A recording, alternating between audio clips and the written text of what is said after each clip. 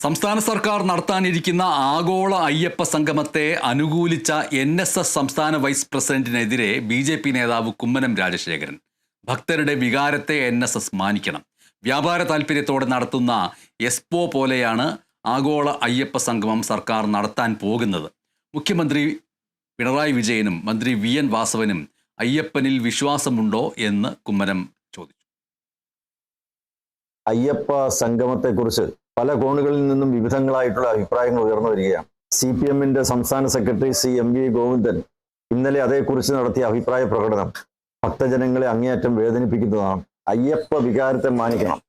നിരവധി കരയോഗം പ്രസിഡന്റുമാരുടെ മക്കളും പ്രസിഡന്റുമാരും ഒക്കെ കേസുകളിൽ കുടുങ്ങി ഇന്നും കോടതി കയറി ഇറങ്ങിക്കൊണ്ടിരിക്കുകയാണ്.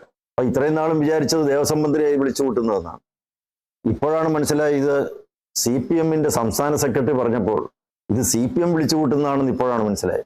വിശ്വാസവുമായി ബന്ധപ്പെട്ടാണ് തന്ത്രമുഖ്യനുണ്ട്, പന്തളം കൊട്ടാരമുണ്ട്, ഗുരുസ്വാമിമാരുണ്ട്, കടത്തസ്വാമിയുമായി ബന്ധപ്പെട്ടവരുണ്ട്. അങ്ങനെ വികാരവും വിശ്വാസവും സങ്കല്പങ്ങളും ഒക്കെയായി ബന്ധപ്പെട്ട് നിൽക്കുന്ന നിരവധി ആളുകളുണ്ട്.